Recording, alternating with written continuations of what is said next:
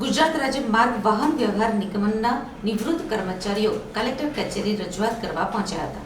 કલેક્ટરને આવેદનપત્ર આપીને માંગ કરી હતી કે સુપ્રીમ કોર્ટની ગાઈડલાઈન પ્રમાણે પેન્શન આપવામાં આવે। આ આદેશને 11 મહિના વીતી ગયા હોવા છતાં કોઈ જ પગલાં લેવામાં આવ્યા નથી, જેથી આ કારમી મોંઘવારીમાં નિવૃત્ત કર્મચારીઓ હાલાકી અનુભવી રહ્યા છે। પેન્શનની રકમથી પરિવારને 2 સમયનું ભોજન પ્રાપ્ત થાય તેટલું પણ પેન્શન મળતું નથી, જેના કારણે નિગમના નિવૃત્ત કર્મચારીની સ્થિતિ દયાજનક બની ગઈ છે। વયોવૃદ્ધ ઉંમરના કારણે નાની મોટી બીમારીની સારવાર પણ પેન્શન રકમમાંથી થઈ શકતી નથી। આ સ્કીમના સભ્ય વય મર્યાદાના કારણે નિવૃત્ત થતા તેમને મળેલ રકમ જોતા ₹700 થી ₹2500 સુધીની મર્યાદિત રકમ જ મળે છે। આ મોંઘવારીમાં આ રકમમાંથી નિવૃત્ત કર્મચારી તેમજ તેમની પત્નીનું દૈનિક જીવન વ્યતીત થાય કેવી રીતે?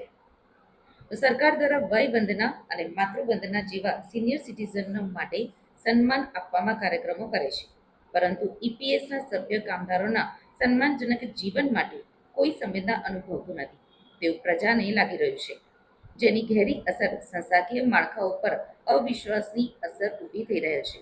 આ અસર લાંબા ગાળે સરકારશ્રીને અને વહીવટી પ્રક્રિયાઓને વિક્ષેપ ઊભો કરે તેવું વાતાવરણ દેશભરમાં થઈ રહ્યું છે, જેની ગંભીરતાપૂર્વક નોંધ લઈ જેટલા ટૂંકા ગાળામાં ઈપીએસઓના સભ્ય કામદારોને હાયર પેન્શન ચૂકવવાનો નિર્ણય લેવામાં આવે તે ખૂબ જ જરૂરી છે, અન્યથા સિનિયર સિટીઝનો રાજ્યવ્યાપી આંદોલન કરશે।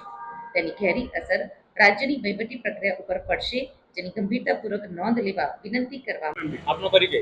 મારો પરિચય છે ગુજરાત એસટી કર્મચારી સંઘ, જેના મંત્રી તરીકે હું હાલ કાર્યરત છું અને અમારા એસટી કોર્પોરેશનની અંદર હાલમાં 600 થી 2500 સુધીનું જ પેન્શન મળતું હોય, જે પેન્શન નહીવત મળતું હોય, જેથી તારીખ 11/9/2018ના રોજ અમે નામદાર સુપ્રીમ કોર્ટની અંદર કેસ દાખલ કરેલ।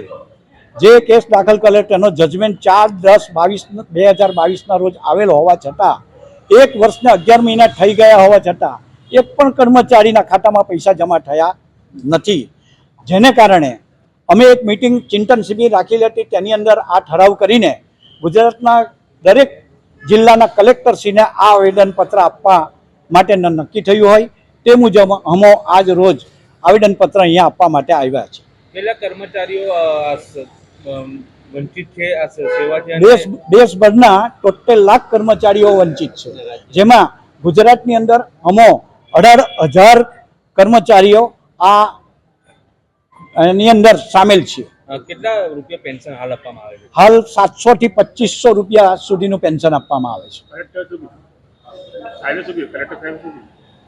કલેક્ટર સાહેબે કીધું છે કે નરેન્દ્રભાઈ મોદી સાહેબને અમે સરકારની અંદર આ મોકલી આપીશું।